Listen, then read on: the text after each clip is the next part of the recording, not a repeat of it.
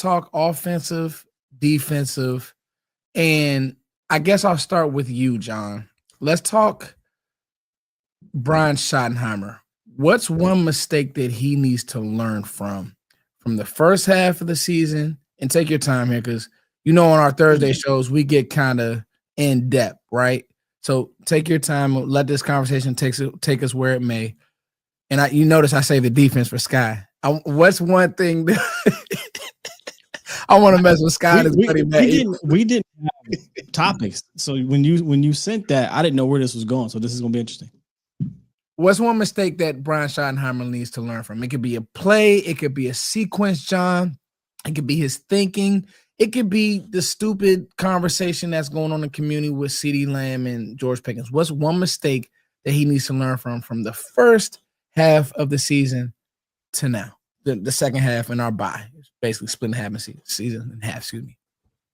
No, that's a good question, because the way the offense has been the last two games, you could make the argument that maybe he needs to be more focused on that. But it's hard to argue that not going over, he had to go over to help out, like do stuff on the defense. He's the head coach of the team. Even if he isn't helping out, he has to do that. Like the optics have to be there with how bad the defense is. So there's not a lot that's really jumped out to me. I kind of go back to the beginning of the season. I think the one thing that, depending on how the season goes, is like maybe he went with too much inexperience on the coaching staff and not enough of like guys that he had known that had been in the business a long time. I don't know if that will be a factor or not, but you could probably, the coaching staff changes and things like that, I think that those could potentially be questioned. But in terms of on the field, my big thing is really just and I don't know if this is a Shoddy thing or a Dak thing or both or whatever, but I just feel like there's some times where, like the Denver game, where I can't get past the not throwing to George Pickens on the goal line when he's singled up against a backup DB that just comes right off the bench who hasn't played all season. Dak, though, more than Shoddy. It probably was, but that play call certainly looked like it was going to CD. But like little things like that would be the only thing. Like there's nothing like major overarching with like his play calling or anything like that. Like I know some people have argued, oh, he wasn't aggressive enough here, he wasn't whatever. Like I think he's looking at the big picture. He's not just the OC. So I think he's also trying to do stuff that complements how bad this defense is. So it's tough to be like too critical of him because the defense has been so bad. If the defense was at least decent, I think I could be more critical of the offense, because even if they're like I say, okay, so that's a little thing like that first series against Denver. There's a trade-off with that his running game has far exceeded my expectations. Get to the read. Make sure you guys are playing Sleeper, using Sleeper. They got some live stuff going on right now that's really cool. Sleeper just has the plays for you all, man. This Thursday night game looks like it's going to be fun. The Jets made it interesting early. Hopefully they don't lay down, but Sleeper, use code HMA. Sleeper is the #1 fantasy sports app. It pays to know sports. Pick more or less on top players. Your first pick is on us, so start winning now. Play in Texas, Georgia, Minnesota, and 27 more states. Pick anytime across all sports, pregame or live. Over 10 million players are already on Sleeper. Make your picks count. Score up to 1,000 times your cash. Join today. Get up to $100 credit using code HMA. Call your shot on Sleeper. Download now. Right, you thought it would be. It's far exceeded mine. And so there's just like, I don't know, there's like little things you can nitpick. Like I said, you could possibly nitpick the coaching staff, or, maybe some, areas that maybe they needed to do more at, on the offensive line.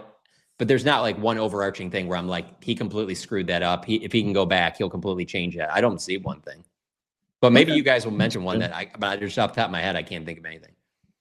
That's fair, because I've been coming out of these games prior to even the last two games. I haven't been screaming at TV, but I use that term because for years, I would be screaming at the TV. And maybe I'm grading on the curve because it's year one. And it is a new scheme. This is not anything like we've seen over the years. But I still, he has his warts. He has moments in the games throughout, some of these games where you're like, I wish I did this. But that's normal stuff. That's every game. That's every offense. No matter how good the offense is, you're going to say, damn, we should have did this or did that. But I don't come out like, man, that was a shitty game plan. or that was just awful this and awful that, like a bunch of times. Maybe a series, maybe a half, maybe even a game. But out of 9, yeah, I'm with you. I don't have anything where I'm just pulling out my hair like, man, he needs to XYZ. Like I didn't love the play call. I would have went for it. I've said this before against Green Bay in overtime, and he didn't want to do that, and that's fine. And they end up getting a tie out of it.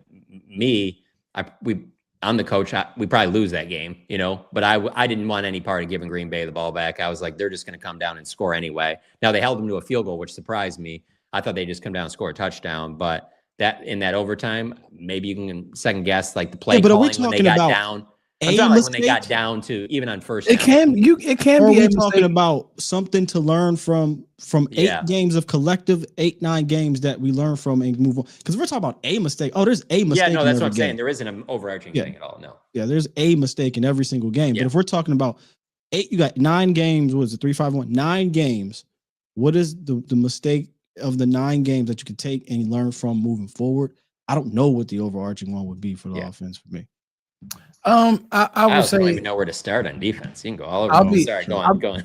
I'll be a little nitpicky here. Then it's just been times in the red area where it looks like sometimes I know the Bears game. I'll go back to that game where I feel like we could have gave Javonte the ball. I feel like it was another time this year, and that's nitpicky. I get it, but no, I mean, if we have to find something, I think that would be more so the last 2 weeks. Again, you're going to have red zone scoring. But the last 2 weeks, the red zone has not been great. If we're talking about that's where I'm looking for. So let me ask you this, Guy. I know that's what he was saying, Smalls, but Foots is talking about.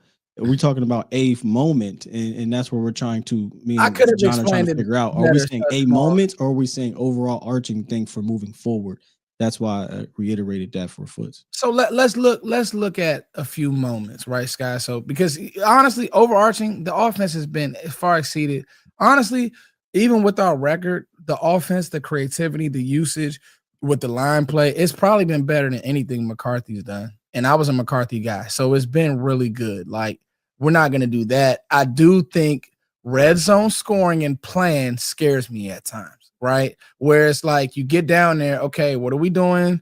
What set are we gonna use? Like, even when we jump in and out of these personnel groupings at times, I'm like, you can stay in this personnel grouping and just run play action off of it and get one of your bigger tight ends to the back of the pylon, something like that, versus like, me personally, this is the coach in me. I'm not a big fan of going 3-by-1 in a condensed area where you don't have room to work, because you just don't have room to work. And when they did that against Denver, I'm like, if you're gonna do that and the safety shading over, like you said, John, then just throw a fade or throw something quick to Pickens, but you're not gonna have time versus that rush. So it's like, all right, Shotty, I know you got a lot on your plate. Are you thinking about these things, right? Running the ball. Like, can we line up and mash people sometimes? I would like to see more of that. That's really the nitpick of it for me, because the red zone scoring is looking weird at times. It is, so that would be my nitpick. Especially they started off hot. I mean, they go right down last the 2 field. games. That's the thing right there. Yeah.